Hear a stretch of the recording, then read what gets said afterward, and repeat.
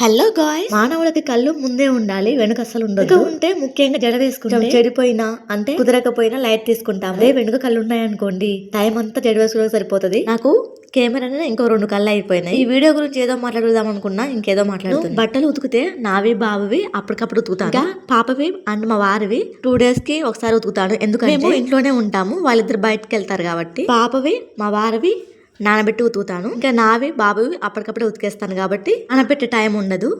నాకు daily wear dresses చాలా ఇష్టము, చాలా స్పెషల్ కూడా. విడిచిన బట్టలు అసలు ఉంచుకోను. ఈ మధ్యన కొంచెం హెల్త్ ఇష్యూ అప్పుడప్పుడు వస్తుంది.